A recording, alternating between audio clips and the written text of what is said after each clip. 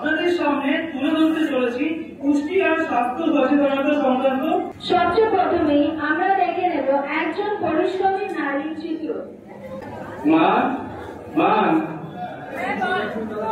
মা খেলে পড়ে যাবে মা, ঠিক আছে? না রে, খুব দেরি হয়ে যাবে, কাজে তাড়াতাড়ি যেতে হবে। তুই স্কুল যাবি তো? হ্যাঁ মা যাবো। ঠিক আছে, এই টিফিনটা খেয়ে যা আর খেয়ে যাস, ঠিক আছে? আমি আসছি। ঠিক আছে মা, যাও, ভালো করে যাবে।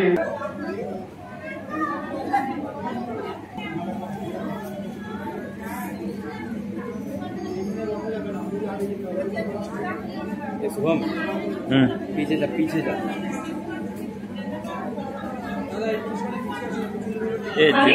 আরে মিনতি, কি হলো? ওঠো, হে ভগবান! মিনতি, শুনছো? তাড়াতাড়ি এসো, মিনতি অজ্ঞান হয়ে গেছে। মিনতি, আরে কি হয়েছিল? এটা চিচা মিচি কি করো তুমি? মিনতি মিনতি কিছু হয়ে গেছিল? দাঁড়া, আমি ডাক্তারকে ফোন করে দিই। ডাক্তার বাবু, ডাক্তার বাবু, তাড়াতাড়ি আমার বাড়ি আসবেন। আসবেন না, তাড়াতাড়ি আসবেন।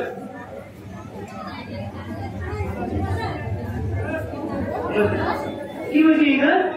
আমি হঠাৎ করে অজ্ঞান হয়ে গেল, দেখো তো কি হয়েছে।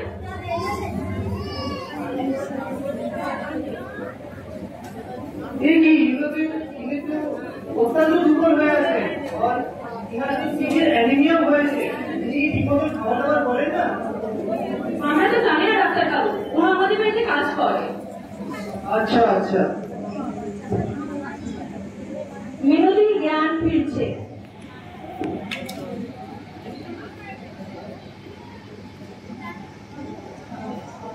কি হয়েছে আমার?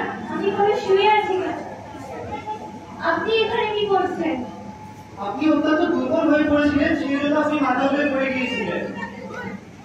কি হয়েছে আমার? আপনার সিভিয়ার অ্যানিমিয়া হয়েছে।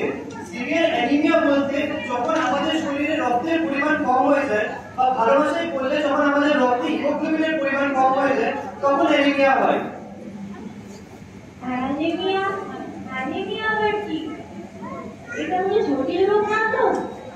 না, এটা যেমন কোনো জটিল রোগ নয়। যদি আপনি আপনার সুস্থ শরীর রাখতে পারেন এবং আমরা যেভাবে আপনাকে বলবো সেভাবে থাকতে পারেন এবং তার সাথে সাথে আপনি খাবার দাবার ঠিক করতে পারেন, তাহলে আপনি সুস্থ হয়ে যাবেন।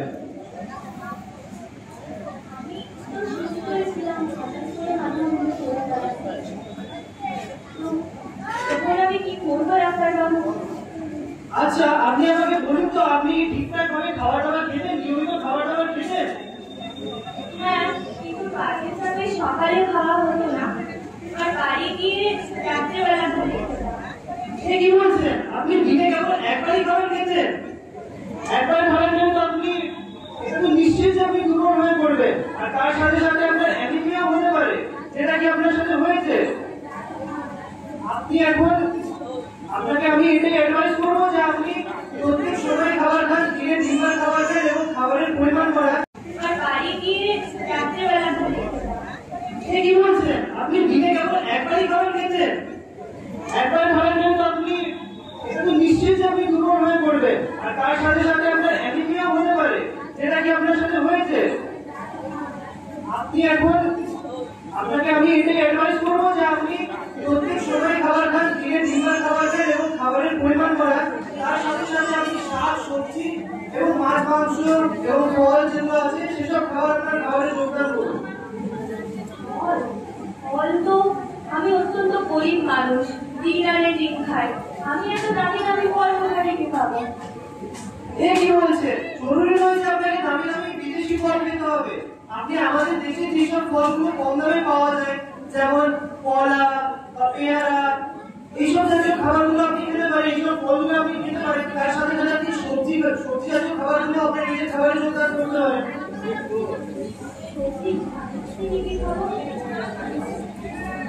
সবজির মধ্যে আপনি লাল শাক, কলমি শাক, পালক শাক, এইরকম সবজি আপনি আপনার খাবারে যোগদান করতে পারেন এবং এইরকম সবজিতে আপনার যে মিনারেলস গুলো এবং যেসব জিনিসগুলো আপনার দরকার, যেগুলো আপনার ডেফিসিয়েন্সি আছে, সেগুলো আপনাকে পরিপূরণ করবে। তাই আপনাকে এই ধরনের শাকসবজিগুলো আপনার খাবারে যোগদান করতে হবে।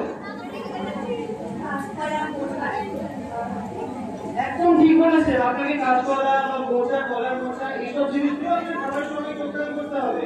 তারপরও আপনি এইসবগুলো খাবার খাওয়ার পরও যদি আপনি ঠিক না হন, তখন আপনাকে আয়রনের বড়ি দেওয়া হবে, এবং সেটা দেওয়ার পরেও যদি আপনি ঠিক না হন, তখন যে নিকটবর্তী স্বাস্থ্য কেন্দ্র আছে সেখানে আপনি যাবেন, এবং সেখানে আমি নিশ্চিত যে আপনি সুস্থ হয়ে আসবেন। পুষ্টি না হলে কি হবে বাবু? মায়ের পুষ্টি না হলে শিশু মরবে মায়ের কোলে। পুষ্টি ছাড়া গঠন শিশুর অস্থি মাংস ক্ষয়, শিক্ষা দীক্ষা নাই হবে জীবন দুঃখময়। পুষ্টি আছে কোনো খাবার বাবু? আমি শর্করা আর চর্বিতে পুষ্টি হয় ভালো, এদের ছাড়া দেহ খানি কাঠ কয়লার কালো। শর্করা আর চর্বি এত যোগায় দেহের শক্তি, সঠিক ফলে ভাবে খেয়ে হবে দুর্বলতার মুক্তি। মাছ, মাংস, ডিম, ডাল, আমিষেতে ভরা, এদের প্রধান কাজ হলো দেহের শক্তি গঠন করা। শাকসবজি, ফলমূল, খনিজে ভরা, এদের প্রধান কাজ হলো রোগ প্রতিরোধী লড়া। মাছ মাংসে ডিম না পেলে কি করবো বাবু? মাছ, মাংস আর ডিম যদিও না পাও, দুধ তারা ছোলা দিয়ে চাহিদা মেটাও। বসে গেলে তো দেখতে পাচ্ছি না। গর্ভবতী হলে কি করবো ডাক্তার বাবু? গর্ভবতী মায়ের প্রতি খাও যত্নবান, মায়ের পুষ্টি সঠিক হলে ঘরে আসবে সোনার চান। আরো দুয়ারে আর আশা করবে তোমাদেরই জন্য বিনামূল্যে স্বাস্থ্য সেবা, আরো দেবে ঔষধ পণ্য। প্রসবকালে মাকে তোমরা রেখো না তো ঘরে, নিয়ে চলো হাসপাতালে চিকিৎসকের ঘরে। পুষ্টি দিবস বা পুষ্টি মাহ কি ডাক্তার বাবু? সরকারের পোষণ অভিযান স্বাস্থ্য ক্ষেত্রে এক বড় অবদান, যেমন ন্যাশনাল নিউট্রিশনাল অ্যানিমিয়া কন্ট্রোল। পুষ্টি দিবস বা পুষ্টি মাহ কি ডাক্তার বাবু? সরকারের পোষণ অভিযান স্বাস্থ্য ক্ষেত্রে এক বড় অবদান, যেমন national nutritional anaemia control programme, anaemia resistancy Bharat strategy. পোষণ মানে নিজের সুবিধা, মা ও শিশু থাকবে সুস্থ সর্বদা। স্বাস্থ্য যদি থাকে ভালো, জীবন সর্বময়। আজ তাই করি আহ্বান, সুস্থ সবল জাতি করতে, স্বাস্থ্যের প্রতি বড় গর্বমান। ধন্যবাদ সবাই।